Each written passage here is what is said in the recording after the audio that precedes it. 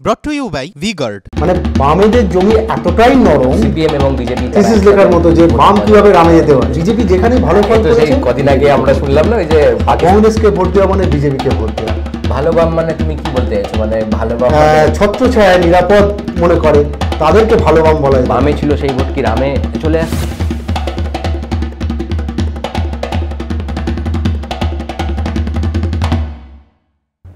দেশ এক অদ্ভুত মুডে চলে এসেছে। কেউ বলবেন যে এটা উৎসবের মুড, কেউ বলবেন এটা যুদ্ধের মুড। সে যে যাই বলুক না কেন, দেশের হাওয়া কিন্তু বেশ গরম। আর দেশের হাওয়া যদি গরম হয়, বাংলা কেন বাদ যাবে? কারণ ভোট এলেই বাংলা একটা আলাদা রূপ নিয়ে নেয়। সে ধরুন গ্রাম পঞ্চায়েতের ভোট হোক, পুরসভার ভোট হোক, বিধানসভার ভোট হোক, আর লোকসভার ভোট বললে তার কথাই নেই। কারণ পশ্চিমবঙ্গ থেকে 42টা সাংসদ যায় দিল্লিতে, ভাবতে পারছেন? উত্তরপ্রদেশ, মহারাষ্ট্রের পরই বাংলার স্থান, সবথেকে বেশি সাংসদ যায়। তাই পশ্চিমবঙ্গে যখন ভোটের আবহ এইভাবে শুরু হয়ে গিয়েছে, একের পর এক ঘটনা দিয়ে একদম পশ্চিমবঙ্গ একদম টান টান উত্তেজনা, আমরাও কেন বসে থাকবো? আমরাও বিভিন্ন খবর নিয়ে আমরাও এসে পড়েছি। তাই আজকের কি বিষয় নিয়ে আলোচনা করা যায় সেটা ভাবছি। আমাদের সঙ্গে আছে আমার সহকর্মী জয়দীপ দাস। জয়দীপ, আজকে কি বিষয় নিয়ে আলোচনা করা যেতে পারে? কারণ এই 2-3 দিনে কি এমন ঘটনা ঘটেছে যেটা আজকে আমরা আলোচনা করতে পারি? দেখো, ভোটালাপ আমরা করছি, এবার তোমার সাথে এমনি কথা হচ্ছিল। আমার মনে হয় যে এই সাম্প্রতিককালে যে বারবার তৃণমূল বা বিজেপি এদের যে দ্বিমুখী লড়াই, সেটার কথা অনেক বেশি চর্চা হচ্ছে আমাদের সংবাদ মাধ্যমে বলো বা চায়ের দোকানে বা সাধারণ মানুষের মধ্যে। কিন্তু বামেরাও কিন্তু পিছিয়ে নেই, বা আইএসএফ বা বাম আইএসএফ এই আলোচনাও কিন্তু বারবার, গতকালই হচ্ছে যে আইএসএফ তাদের যে প্রার্থী তালিকা দ্বিতীয় দফার সেটা প্রকাশ করে দিয়েছে। তার কদিন আগে সিপিএমও তাদের যে প্রার্থী তালিকা সেটা সামনে এনেছে। কিন্তু সিপিএম কেন এতটা তাকে নিয়ে? তারা তো এমনি বিধানসভায় শূন্য, তাদের ক্ষমতা নেই। বিষয়টা কি হতে পারে এক্স্যাক্ট একটা লাইনে বলা যায় তাহলে বিষয়টা কি হতে পারে? এটা হতে পারে যে বারবার এই কথা তৃণমূল বলছে, যে তৃণমূল নেত্রী কদিন আগেই কৃষ্ণনগরে গিয়ে বলেছিলেন যে সিপিএম বা কংগ্রেসকে ভোট দেওয়া মানে বেসিক্যালি বিজেপিকে ভোট দেওয়া। কেন হঠাৎ করে এটা কেন? তাহলে কি কোথাও গিয়ে মানে যে ভোট বামে ছিল সেই ভোট কি রামে চলে আসছে, নাকি অন্য কোনো সম্ভাবনা? হ্যাঁ, হতে পারে। তাহলে কি মানে কোথাও গিয়ে মার্কস একসময় যে খুব জনপ্রিয় ছিল এই বাংলার বুকেই, সেই মার্কসের থেকে রামের জনপ্রিয়তা বেড়ে যাচ্ছে? এটা নিয়ে আমরা আজকে আলোচনা করি। তোমার থামিয়ে আমি একটা কথা বলি, যে আমি একটা মানে প্রশ্ন জিজ্ঞেস করি। আচ্ছা বলো তো, শূন্য কোথায় আবিষ্কার হয়েছে? আমাদের দেশে। আচ্ছা, আর শূন্য মানে এই সাম্প্রতিককালে যদি আমাদের দেশের কোন রাজ্যে এইটা বেশি আলোচনা হয়েছে? তুমি প্রশ্নটা ভালো করলে। আমার মনে হয় সেটা আমাদের বাংলাতেই, আর সেটাও কিন্তু মানে বামেদের দৌলতেই শূন্য। আচ্ছা, মানে আর্যভট্টের মতো মানে সিপিএম বলা যেতে পারে? হ্যাঁ, বলা যেতেই পারে। কারণ আমরা তো তাদের যে সাম্প্রতিক পরিসংখ্যান বলো বা যাই বলো, সেখানে আমরা বারবার দেখেছি যে সিপিএম এর খাতায় কিন্তু কিছুই নেই। সোশ্যাল মিডিয়ায় বারবার ঝড় ওঠে, ভোট এলে তাদের বিভিন্ন প্রচারে আমরা দেখতে পাই, প্রচারে তাদের প্রার্থীদেরও দেখতে পাই, তাদের কিন্তু ফলোয়ার্স মানে কয়েক লাখে। কিন্তু আমরা সংসদীয় ক্ষেত্রে কিন্তু তাদের কোনো প্রতিনিধি দেখতে পাচ্ছি না। আজকে আমরা এটা নিয়ে আলোচনা করতেই পারি। একদম। আর সম্প্রতি মানে কোচবিহার থেকে নিশীথ প্রামাণিক যে বক্তব্যটা আমাদের রেখেছে, যে বলেছে যে ভোটের পর মানে লোকসভা ইলেকশন শেষ হলেই তারা মানে চেষ্টা করবে সিপিএম এর পার্টি অফিস তারা উদ্ধার করবে। মানে বিজেপির একটা মূল কাজ হয়ে গেল যে সিপিএম এর পার্টি অফিস উদ্ধার করা। একদম। মানে দেখো, এবারের ভোটটা কিন্তু শুরু বাংলায়, মানে 3টে রাজ্যে যেখানে 7 দফায় ভোট হচ্ছে, সেখানে কিন্তু আমাদের বাংলায় ভোটের শুরুটা উত্তরবঙ্গ থেকে হচ্ছে। তো এখন বর্তমানে মমতা বন্দ্যোপাধ্যায়, নরেন্দ্র মোদী বারবার উত্তরবঙ্গে যাচ্ছেন। সেখানে নিশীথ প্রামাণিকের প্রচারে মোদী নিজে এসেছিলেন। সেই নিশীথ প্রামাণিক বলছেন যে তারা ক্ষমতায় যদি আসেন, তাদের হাত যদি শক্ত হয়, তারা সিপিএম এর পার্টি অফিস উদ্ধার করবেন। আমি তোমাকে আমি একবার আমাদের দর্শকদেরকে বলি যে নিশীথ প্রামাণিক আসলে কি বলেছে এক্স্যাক্ট, এটা একবার শুনে নিই আমরা। বামফ্রন্টের যতগুলো পার্টি অফিস, গ্রাম থেকে শুরু করে, শহর থেকে শুরু করে, মন্ডল থেকে শুরু করে, ব্লক থেকে শুরু করে, অঞ্চল থেকে শুরু করে বুথ, যেখানে যেখানে বামপন্থী ভাইদের যত পার্টি অফিস রয়েছে তৃণমূল কংগ্রেস দখল করেছে, তারা উদ্ধার করতে না পারলে নির্বাচনের ফল প্রকাশের পর ভারতীয় জনতা পার্টি সেই সব পার্টি অফিস উদ্ধার করে বামপন্থী ভাইদের হাতে তুলে দেবে।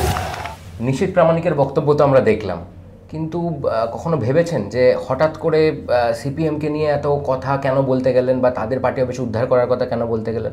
এটা নেই, ওইটা ইনভার্টার এসি। আপনি তো গ্যাম্বলার তাই না? গ্যামলার? জুয়া খেলেন না? তুমি জুয়া খেলো? না, যা খুশি বলে যাচ্ছে। এত দামি আর ডেলিকেট এসি কিনে স্টেবিলাইজার যদি না নেন, সেটা জুয়া নয় তো কি মজাই। শুধু একটা ফ্লাকচুয়েশন আপনার ইনভার্টার এসির পার্টস ড্যামেজ করতে পারে, তাকে ভি গার্ড দিয়ে সুরক্ষিত রাখুন। V Guard, India's number 1 stabiliser.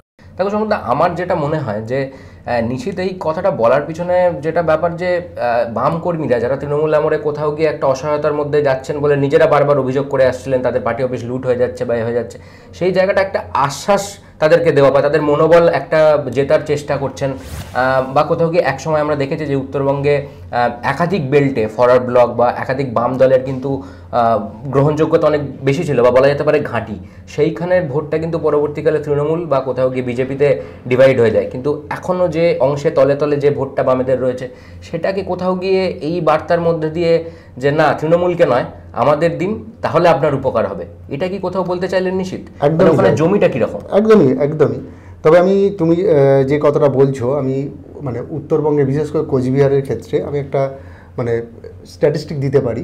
প্রথম কথা হচ্ছে যে ফরওয়ার্ড ব্লকের একটা শক্ত ঘাঁটি ছিল, এবং আজকে তৃণমূল নেতা যে উদয়ন গুহ, তার বাবা কমল গুহ, প্রবাদ প্রতিম একজন ফরওয়ার্ড ব্লক নেতা। তা আমি একটা স্ট্যাটিস্টিক দিচ্ছি।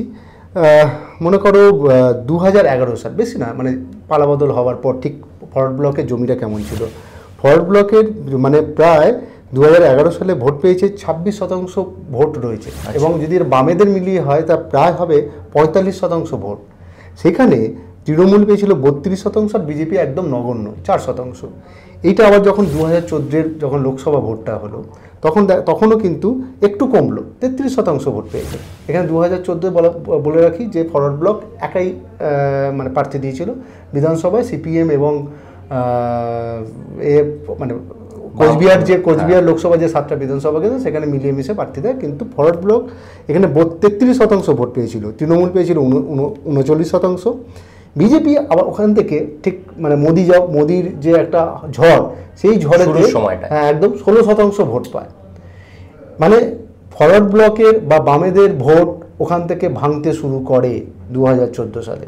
মানে বলা যেতে পারে ওই সময় ভাঙনের শুরুটা হয়ে গেল 14। কিন্তু তা বলে একদম বলা যাবে না যে নিঃস্ব হয়ে গেছে, কেন ফরওয়ার্ড ব্লক বেশ কোচবিহারে একটা জমিয়েছিল 2016 সালে। 2016 সালেও দেখেছি আমরা প্রায় 31% ভোট, মানে খুব একটা কমেনি, 2% ভোট কমেছে, ঠিক আছে। তৃণমূল কিন্তু এখানে একটা হিউজ মার্জিনে ভোট পেয়ে যায়, 45% ভোট পেয়েছে। কিন্তু 2019-এ কিন্তু ব্যাপারটা খেলাটা ঘুরে গেল। কীভাবে খেলাটা ঘুরলো? প্রথম হচ্ছে যে একদম, কারণ এখানে একটা জিনিস বুঝতে হবে, কোচবিহারে সাধারণত দুটো অংশ রয়েছে, একটা হচ্ছে সংখ্যালঘু সম্প্রদায়, একটা হচ্ছে রাজবংশী। কোচবিহারে প্রায় 32% আছে রাজবংশী, 26% মতো সংখ্যালঘু। এই রাজবংশী ভোটের কথা কিন্তু বারবার আমরা মমতা বন্দ্যোপাধ্যায়ের মুখে শুনেছি।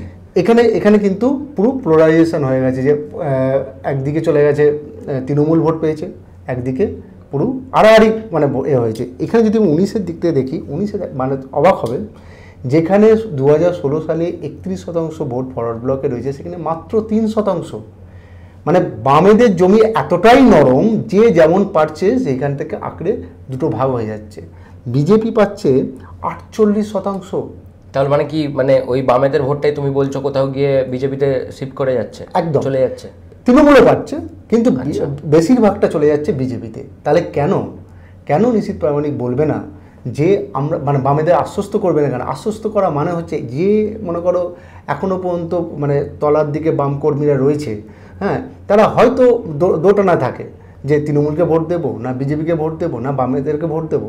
এই জায়গাটা আশ্বস্ত করার জন্য নিশীথ প্রামাণিকের এটা একটা বলতে কৌশলী বার্তা বলা যেতে পারে। শুধু যে নিশীথ প্রামাণিক প্রচণ্ড উদ্বিগ্ন বামেদের নিয়ে, বা বলা ভালো নিজের ভোট ব্যাংক গোছাতে ব্যস্ত, এরকমটা কিন্তু নয়। মানে আমরা কিন্তু এই কয়েকদিন আগেই নদিয়াতে গেছিলেন আমাদের তৃণমূল সুপ্রিমো মমতা বন্দ্যোপাধ্যায়। ওখানে গিয়ে কিন্তু তিনি সরাসরি বলেছেন যে সিপিএম কংগ্রেসকে ভোট দেওয়া মানে কিন্তু আসলে বিজেপিকে ভোট দেওয়া। আমাদের ভোট দিন, তাহলে আসলে লড়াইটা হবে বিজেপির বিরুদ্ধে, আমরাই লড়ছি বিজেপির বিরুদ্ধে। মানে কোথাও গিয়ে একটা এরকম বার্তা মমতা দেওয়ার চেষ্টা করছেন নাকি যে লড়াইটা শুধুমাত্রই দ্বিমুখী? কি বলেছিলেন আমরা একবার দেখে নিই। ইন্ডিয়ান অ্যালায়েন্স আমি তৈরি করেছি, নামটাও আমার দেয়া, ভোটের পরে আমি দেখে নেব, কিন্তু বাংলায় সিপিএম কংগ্রেস বিজেপি আমাদের বিরুদ্ধে লড়াই করছে।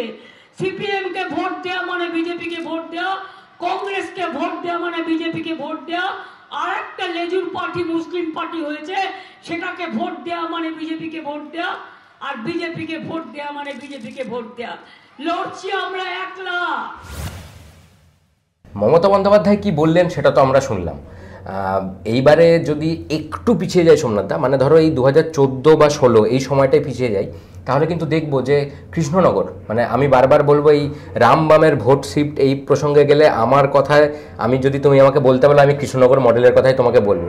কেন যাব? তার কারণ 2014 এবং 16-এ আমরা দেখছি যে 2014 সালেও সিপিএম ওই লোকসভায় 29% ভোট পেয়েছিল। আচ্ছা। এবং 2016 সালের বিধানসভাতেও সিপিএম ওই এলাকাতে কিন্তু ভোট পাচ্ছে তোমার হচ্ছে প্রায় 29%। ধরে রেখেছে, ভোট ধরে রাখছে। কিন্তু একটাও এবার ওইখানে ওই লোকসভা আসনে কোন কোন বিধানসভা কেন্দ্র রয়েছে এগুলো কিন্তু ইম্পর্টেন্ট।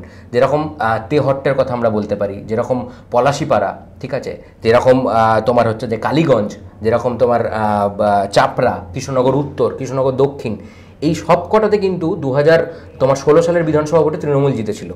সব কটাতেই তৃণমূল, বেশিরভাগটা হচ্ছে মুসলিম, মানে সংখ্যালঘু অধ্যুষিত। হ্যাঁ, এখানে কিন্তু এটা একটা বড় ফ্যাক্টর। এখানে বেশিরভাগটাতেই কিন্তু সংখ্যালঘু অধ্যুষিত এলাকা। এবার যেই 2019-এ আমরা ফিরে এলাম, তখন দেখছি যে 2019 সালে যেগুলো সংখ্যালঘু অধ্যুষিত এলাকা, সেইখানে কিন্তু তৃণমূল তোমার ভালো ফল করছে। আর সেই ক্ষেত্রে কিন্তু তুলনামূলকভাবে যেখানটা সংখ্যালঘু নয় সেটাই তোমার বিজেপি তুলনামূলকভাবে বেটার ফল করছে। এবং সব থেকে এখানে তাৎপর্যপূর্ণভাবে একটা ডেটা আমি তোমাকে বলতে চাই, 2019 সালের লোকসভা ভোটে যেখানে সিপিএমের 2014-এ 29% ভোট ছিল, সেটা কমে আসছে 9%। এবার বিজেপির ভোট যেটা 14% আগের লোকসভায় ছিল, মানে 2014-এ, সেটা তোমার বেড়ে হয়ে যাচ্ছে 40%। মানে একটা জিনিস বোঝা যাচ্ছে জয়দীপ, যে 2014-এ 29%, 2016 সালে বাম ধরে রাখলো, 2019-এ গিয়ে একদম এটা এই ভোটটা, বামেদের ভোটটা আড়াআড়িভাবে ভেঙে গিয়ে একদম কিছুটা বিজেপির দিকে চলে গেল, কিছুটা তৃণমূলের দিকে চলে গেল। তবে আমি এই তোমার এই পরিসংখ্যানটা শুনতে শুনতে আমার একটা জিনিস মনে হচ্ছিল যে আমি কোচবিহারের কথা বললাম, কোচবিহার বা কৃষ্ণনগর, এই যে মানে একটা মানে যে পশ্চিমবঙ্গের যে ভৌগোলিক যে জায়গাটা রয়েছে, যে বাংলাদেশের দিক দিয়ে বর্ডারগুলো যেগুলো রয়েছে, এই জায়গাটা বামেরা, মানে বিজেপি যেখানেই ভালো ফল করেছে, মানে বামেদের ভোট কেটে বামেদের ঘর ভেঙে ভালো ফলটা করেছে। এইটা হচ্ছে সবথেকে গুরুত্বপূর্ণ। এবং সম্প্রতি কিন্তু মমতা বন্দ্যোপাধ্যায় কোচবিহারে গিয়েও কিন্তু ওই একই কথা, নদিয়াতে যে কথা বলেছেন যে সিপিএমকে ভোট দেবেন না, আমাদের দিন, তাহলে হচ্ছে যে বিজেপির বিরুদ্ধে লড়াইটা হবে, বা সিপিএমকে ভোট দেবেন না, সিপিএমকে ভোট দেওয়া মানে আসলে বিজেপিকে ভোট দেওয়া। এই যে বারবার ওনার মুখে এই কথাটা আমরা শুনতে পাচ্ছি, ওনার মুখে বারবার যে সিপিএমকে ভোট দেবেন না, কংগ্রেসকে ভোট দেবেন না, এটা কি কোথাও কি একটা দ্বিমুখী লড়াই সব থেকে বেশি নষ্ট হচ্ছে? অবশ্যই, মানে মমতা বন্দ্যোপাধ্যায় এটা ক্লিয়ার করে দিচ্ছে যে বিজেপি মানে সিপিএমকে ভোট দেওয়া মানে বিজেপিকে ভোট দেওয়া, আর কংগ্রেসকে ভোট দেওয়া মানে বিজেপিকে ভোট দেওয়া।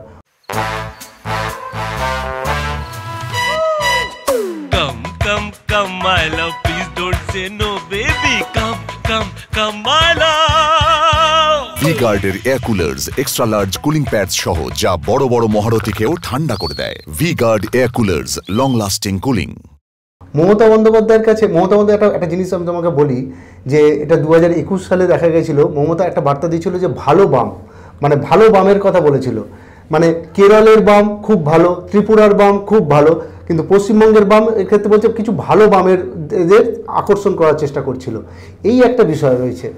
ভালো বাম মানে তুমি কি বলতে চাইছো? মানে ভালো বাম মানে এ তো সেই কদিন আগে আমরা শুনলাম না, ওই যে পাকিস্তান বললো যে ভালো তালিবান আর খারাপ তালিবান। আমি জয়দীপ একটা কথা এখানে খুব মজার ছলেই বলতে পারি যে ভালো বাম সংজ্ঞা যদি এরকম হয় যে যেসব লাল মানুষ সবুজ রঙকে ভালোবাসে, বা যেসব লাল মানুষ হাতে কাস্তে থাকে কিন্তু তারা ঘাস ফুলকে ছাঁটে না, বা ঘাস ফুলের ছত্রছায়ায় নিরাপদ মনে করে, তাদেরকে ভালো বাম বলা যেতে পারে।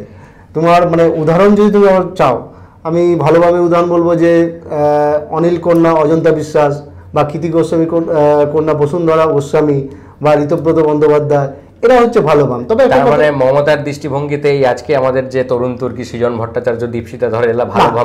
এরা তো সকাল থেকে মানে রাত পর্যন্ত মুন্ডুপাত করছে তৃণমূলে, কিন্তু না, আমি এটা জাস্ট পার্ট অফ জোক। আমি একটা মানে যে কথাটা মমতা বলতে চাইছে ভালো বাম, যেসব একদম তলার দিকে কর্মীরা রয়েছে, যারা দোটানায় থাকে সবসময়, কেননা তারা দেখতে পাচ্ছে যে তৃণমূল দিনের পর দিন একটা উত্থান করছে, বিজেপি একদিক থেকে মানে নরেন্দ্র মোদীর এটা তো সত্যি যে একটা কারিজমেটিক একটা রয়েছে যেখানে ঝড় তুলছে। এই যে সিপিএমের যে তলার দিকে ভোটাররা, এরা কাকে ভোট দেবে? মানে যারা এরকম নয় যে মানে সিপিএমের একদম ক্যাডার আমি বলছি না, মানে একটু বাম মনস্ক, হ্যাঁ রুচিশীল, কিন্তু তারা কাকে ভোট দেবে এই জায়গাটা সবসময় থাকে। তাই মমতা বন্দ্যোপাধ্যায় সেই তার একটা মানে ওই ধর্মনিরপেক্ষ ইমেজটাকে সবসময় বজায় রাখার চেষ্টা করে তারা বামেদেরকে এই একটা বার্তা দেওয়ার চেষ্টা করে যারা ভালো বাম আছে। মানে এটা মমতার দাবি, কিন্তু এটা মমতার কনসেপ্ট, এর মধ্যে আর কোনো ন্যারেটিভ পাওয়া যাবে না। এটা মমতার দাবি হচ্ছে যে ভালো বামের কথা বলা হচ্ছে বারবার। এবার আমরা মানে ভালো বাম প্রসঙ্গে যদি আসতে হয় তাহলে কিন্তু আমরা পঞ্চায়েত ভোট নিয়ে বারবার আলোচনা করছি, কিন্তু আমরা একটা ভোট মনে হয় একটু আমরা এড়িয়ে যাচ্ছি। সেটা এই কিছুদিন আগেই কিন্তু যে সমবায় নির্বাচন হলো এবং বারবার একটা প্রসঙ্গ উঠে এসেছিল নন্দকুমার মডেল, মহিষা দলের যে মডেলের কথা। আমরা পূর্ব মেদিনীপুরের একাধিক সমবায় দেখেছি, সেখানে কিন্তু প্রকাশ্যে, একদম প্রকাশ্যে 2018 সালের পঞ্চায়েত নির্বাচন নয়, তার পরবর্তীকালেও আমরা দেখেছি যে সেখানে কিন্তু সমবায়গুলোতে সরাসরি আর কি বিজেপি কর্মীরা এবং তৃণমূল এই সিপিএম এবং বিজেপি তারা একসাথে আর কি ভোটের ময়দানে লড়াই করছে। এইটা কি কোথাও গিয়ে লোকসভা ভোটে কিছুটা হলেও তার নির্যাস আমরা দেখতে পাবো? না, আমার দেখো, যদি এই কথাটা বলতে আমি সাগরদিঘির উদাহরণ টানতে পারি। সাগরদিঘিতে মানে যে উপনির্বাচনটা হয়েছে, কারণ 2021 সালে সাগরদিঘিতে তৃণমূল একটা হিউজ ভোট পায়, প্রায় 50% মতো একটা ভোট পেয়েছিল। কিন্তু যখনই সাগরদিঘিতে উপনির্বাচন হলো, মানে বাম সমর্থিত কংগ্রেসের বাইরন বিশ্বাস দাঁড়ালো, হ্যাঁ, সেখানে কিন্তু একটা শুভেন্দু অধিকারী একটা খুব উল্লেখযোগ্য একটা মানে গুরুত্বপূর্ণ বার্তা ছিল। শুভেন্দু অধিকারী বলেছিল যে তৃণমূলকে ভোট দেবেন না, যদি ভোট দিতে মানে আমাদেরকেও দেবেন কি দেবেন না আপনারা ভাবুন, কিন্তু তৃণমূলকে ভোট দেবেন না। মানে কোথাও একটা প্রচ্ছন্ন একটা বার্তা ছিল যে আপনি কংগ্রেসকে ভোট দিন, অসুবিধা নেই। তো এইখানে তখন দেখা গেল যে সাগরদিঘির অবশ্যই বাইরন বিশ্বাস সেখানে একটা রেপুটেড বিজনেসম্যান বা তার একটা ওখানে প্রভাব তো রয়েছেই, আর সংখ্যালঘু ভোটটা একটা মানে বাইরন বিশ্বাসের দিকে গেছে। কিন্তু শুভেন্দুর যে বার্তাটা মানে কোথাও এই যে বাম সমর্থন করেছে, বামের বার্তা, কংগ্রেসের দিকে বার্তা, এইটা একটা বিষয় ছিল, ঠিক আছে। কিন্তু সেটা তো শুভেন্দুর, তার মানে তুমি বলতে চাইছো কোথাও গিয়ে শুভেন্দু অধিকারীও বামেদের নিয়ে যথেষ্টই চিন্তিত যে সেই ভোট ব্যাংক মানে ক্যাপচার করার জন্য। আমি চিন্তিত বলবো না, আমি বারবার বলতে চাইছি যে বিজেপি বা তৃণমূল এরা চায় বামেদের জমিকে যতটা পারা যায় মানে নিজেদের দিকে টানতে। আমি একটা উদাহরণ দিয়ে বলতে পারি কেন বামেদের জমিকে এতটা তাদের কাছে মানে লোভনীয় বস্তু দেখায়। আমি যদি একটা উদাহরণ দিই, যে আমি একদম গোড়ার দিকে যাই, যখন বাম মানে সিপিএম মানে একদম তোমার মানে যদি মানে প্রথম ক্ষমতায় আসার ক্ষেত্রে যাই 1977-এ যখন ক্ষমতায় এলো, তখন সিপিএমের বা বামেদের ভোট শতাংশ প্রায় 33% রয়েছে। এবার এই যে ধারাবাহিকভাবে তাদের ভোট শতাংশ কখনো বাড়িয়েছে, কিন্তু তারা কখনো খুব কম মানে 40-এর নিচে তাদের ভোট শতাংশ কখনো ছিল না, মানে ধরে রেখেছে ভোট ব্যাংকটি ইনট্যাক্ট রেখেছে একদম। কিন্তু তোমার হচ্ছে 2011-র পর থেকে দেখা যাচ্ছে যে মানে আমি যদি তোমার 2014 সালে যদি আসি, 2014 সালে দেখা যাচ্ছে যে 29% ভোট হয়, আর 2019-এ প্রায় 7% ভোট। মানে বামেদের ভোটটাই পুরোপুরি একদম ভেঙেছে এবং লাভবান হয়েছে সেই ক্ষেত্রে পুরোপুরি ওই পদ্ম ফুলেই যাচ্ছে পুরো ব্যাপার, বেশিটা পদ্ম ফুলে যাচ্ছে, এটা হচ্ছে বিষয়। কিন্তু তাহলে কি মানে এই রক্তক্ষরণ কি কমবে? মানে রক্তক্ষরণ কি বামেদের যে রক্তক্ষরণ হয়ে চলেছে তোমার কি মনে হচ্ছে এই লোকসভা ভোটে কি কিছুটা হলেও আমরা পুনরুত্থান দেখতে পাবো, নাকি সেই সম্ভাবনা ক্ষীণ? দেখো, সত্যি কথা বলতে কি বামেদের যে জমি এখনো পর্যন্ত মানে সেই রকমভাবে মানে মজবুত নয়, এটা তো ঠিক। মানে আমি তোমাকে একটা উদাহরণ দিই, আরেকটা উদাহরণ দিই, মজার ব্যাপার যে 2004 সাল যদি আমি মানে একটা প্রেক্ষাপট কেমন বামেদের জমি ছিল আর আজকে বামেদের জমি কোথায়, এটাই ভাবতে মানে অবাক লাগে। মানে রাজনীতিতে এই একটা বিষয় থাকে যে কোনো কিছু মানে মানে কি বলবো সম্ভব বা সম্ভাবনাময় জায়গায় সব কিছু ওলটপালট হয়ে যায়। যে বামেদের 2004 সালে মানে টোটাল ভোট পেয়েছিল, 2004 সালে ভোট পেয়েছিল প্রায় 1,80,00,000 মতো, ঠিক আছে। এই 1,80,00,000 মধ্যে ইন্টারেস্টিং ব্যাপার, বামেদের কৃষক ভোট, মানে একমাত্র সিপিএম বা বামেরা একমাত্র পার্টি ছিল যে পার্টিতে একটা কৃষক সংগঠন বলে একটা সংগঠন আছে, এবং সেটা মানে এই সংগঠনটা এরকম নয় যে আছে বলে আছে, ঠিক আছে। কৃষক সংগঠনের সদস্য সংখ্যা ছিল 1,20,00,000। 1,80,00,000 বামেদের ভোট, সিপিএম ওইখানে ভোট পাচ্ছে 1,30,40,00,000, এবং পুরোটাই গ্রামের ভোট যে 1,20,00,000। এবং ওই সময় দেখা যেতে পারে যে বিনয় কুমারের মতো একজন কৃষক নেতা রয়েছে। আজকে একটা বিষয় দেখো জয়দীপ, যে তৃণমূলের আজকে সংগঠনের বা শক্তির জায়গাটা কোথায়? গ্রামের শক্তি, অবশ্যই গ্রামের শক্তি অবশ্যই। মানে সিপিএম যেখানে এইভাবে গ্রামের যে একটা জমি ছিল সেই জমিটাকে হারিয়ে ফেলেছে। তাহলে কি তোমার কোথাও মনে হয় যে এই মানে এখন তৃণমূলই আজকালকার দিনের এই নব্য বাম হয়ে উঠছে? না, ঠিক নব্য বাম বলাটা ভুল হবে, কারণ একটা জিনিস বুঝতে হবে, সিপিএম যেভাবে মানে দল করে এসেছে, যেভাবে তার সংগঠনকে বানিয়ে এসেছে, মমতার সংগঠনটা ঠিক অন্যরকম। মানে এটা একটা মানে তৃণমূল এমন একটা দেশের পার্টি যার ঠিক রেজিমেন্ট সংগঠন নেই, কিন্তু তার বুথ স্তরে পর্যন্ত সে এখনও পর্যন্ত সে ক্যান্ডিডেট দিতে পারে, মানে গ্রাম পঞ্চায়েত হোক, যে কোনো ক্ষেত্রে হোক, মানে যে কোনো ভোটে ক্যান্ডিডেট দিতে পারে, তার সংগঠন আছে। সেই সংগঠন কিন্তু সিপিএমের মতো নয়, কিন্তু মমতা মডেল বলা যেতে পারে। মমতাকে দেখে সব কটা ভোট হয়, মানে যে তলার যে নেতা সেও বড় নেতা, ওখানকার বড় নেতা, কিন্তু মমতাও একটা নেতা। কিন্তু গণসংগঠন থাকার যে আমরা রাজনৈতিক বিশ্লেষকদের মুখে বারবারই শুনি যে তার যে একটা উপকারিতা, সেই দিক দিয়ে তো অনেক বেশি অ্যাডভান্টেজ রয়েছে সিপিএমের। কারণ তাদের ধরো তোমার ছাত্র সংগঠন বা যুব সংগঠন, আমরা এই সাম্প্রতিককালেও তোমার দেখেছি যে ধরো ছাত্র সংগঠনের ক্ষেত্রে একটা ম্যাসিভ গ্রোথ হয়েছে, এসএফআইয়ের ক্ষেত্রে বা ডিওএফের ক্ষেত্রেও আমরা দেখেছি যে তাদের সদস্যপদ বেড়েছে, এসএফআই বারবার সেটা সামনে এনে বলেছে। কিন্তু সেইটার প্রতিফলন আমরা তো খুব একটা ভোট বাক্সে দেখতে পাচ্ছি। দেখো যদি একটা কথা আমার বিষয়, যে আমরা সংগঠন দেখতে মানে মনে করো সিপিএমের এখন নতুন প্রজন্ম, তারা সোশ্যাল মিডিয়ায় আছে, তারা এই যে করোনা পিরিয়ডে তারা রেড ভলেন্টিয়ারে মানে ঝাঁপিয়ে পড়েছিল, তারা মানে খুব ভালো কাজ করেছে, এবং তাদের একটা প্রভাব পড়েছে এবং সোশ্যাল মিডিয়াতে আমরা বারবার দেখি তাদের যে এটা বারবার ওঠে যে ব্রিগেডে এত মানুষ, এত লোক, কিন্তু তারপরেও মানে ভোটটা কেন পড়ে না। তার একটা মুদ্রা বিষয় আমি যেটা আমি একটু আগে বলছিলাম, যে জমি বিশেষ করে গ্রামের জমি যেখানে ফসলটা ফলে, এই জমি কার আগে দেখতে হবে। সিপিএমের একসময় আমি যে একটা স্ট্যাটস দিচ্ছিলাম, যে মানে একটা কৃষক সংগঠন ছিল, তাদের এত মানে 1 কোটির ওপর একটা সদস্য সংখ্যা ছিল, এটা একটা জমি, সেই জমিটা নেই।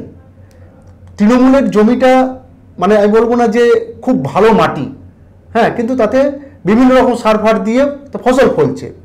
সিপিএমের জমিতে খুব ভালো সার ছিল, সেই সিপিএমের জমিতে মানে এখন ওই জমিটা ভাগাভাগি হয়ে গেছে, বিজেপির দিকে চলে গেছে, তৃণমূলের দিকে চলে গেছে। মানে বামেদের জমিটা এতটাই খুব লোভনীয়, এতটাই মানে উৎকৃষ্ট ছিল, সেই জমিটা এখন এদিক ওদিক করে ভাগ হয়ে গেছে। এই জায়গাটা হচ্ছে বড় কথা, যে কিভাবে বাম ফিরে আসবে তার নির্ভর করবে গ্রামের দিকটা। গ্রামের যদি জমি ঠিক না থাকে, বামকে ফিরে আসাটা খুব কঠিন। কিন্তু বামরা তো ফিরে আসার জন্য একাধিকবার আমরা শেষ ভোটেও তোমার দেখলাম সংযুক্ত মোর্চার ভোট, বা এখনও আইএসএফের সাথে কথা চলছে বলে আমরা মাঝে মাঝে শুনতে পাচ্ছি, পাশাপাশি কংগ্রেসের সাথে একটা আসন সমঝোতা, মানে জোট তো হচ্ছে। চাষের জমিও তুমি বলছো যেটা খুব উর্বর সিপিএমের, কিন্তু সেই জমি থেকে সিপিএম আমি বারবার বলছি সিপিএমের জমিটা উর্বর ছিল, এখন আর সেইটা নেই। তাহলে কিন্তু ওই উর্বর জমির ফসল তো বিজেপি তৃণমূল ঘরে তুলেছে, কংগ্রেসও তো কোথাও গিয়ে, হ্যাঁ, কংগ্রেসে আমরা দেখেছি যে 2021-এর যে নির্বাচনে যে কংগ্রেসের সঙ্গে যেখানে যেখানে সিপিএমের জোট হয়েছে, সংযুক্ত মোর্চার জোট, কিন্তু সেই জায়গায় দেখেছি যেখানে কংগ্রেসের বাম সমর্থন করেছে, কংগ্রেস দাঁড়িয়েছে, সেখানে বাম ভরপুর কংগ্রেসকে ভোট দিয়েছে, কিন্তু যেখানে বামের প্রার্থী দাঁড়িয়ে যেখানে কংগ্রেসের ভোট আসেনি।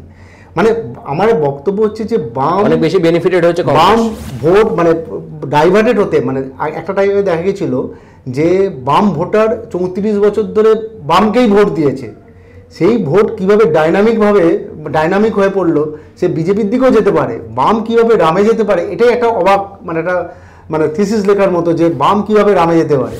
সোনাদা, আমাদের মানে এই আলোচনা তো অনেক দীর্ঘ হয়ে যাচ্ছে, এবার তো কোথাও একটা থামতে হবে। আজকের এপিসোড আমরা এই অবধিই রাখছি, খুব দ্রুত আরও একটি এপিসোড নিয়ে আপনাদের সামনে আমরা চলে আসব। ততক্ষণ আমাদের সঙ্গে থাকুন, TV9 বাংলা দেখতে থাকুন। আমাদের চ্যানেল যদি ভালো লেগে থাকে আমাদের চ্যানেল লাইক করুন, সাবস্ক্রাইব করুন। যদি আরেকটা কথা বলে রাখি, আমরা যেই সব বিষয় নিয়ে আলোচনা করছি, যদি এরকম আপনাদের মাথাও থাকে যে এই বিষয়গুলোকে নিয়ে আলোচনা করা দরকার, আমরা এই কমেন্ট বক্সে আপনারা লিখুন, আমরা সেই বিষয়গুলোকে নিয়েও আলোচনা করব। একদম। Brought to you by V-Guard.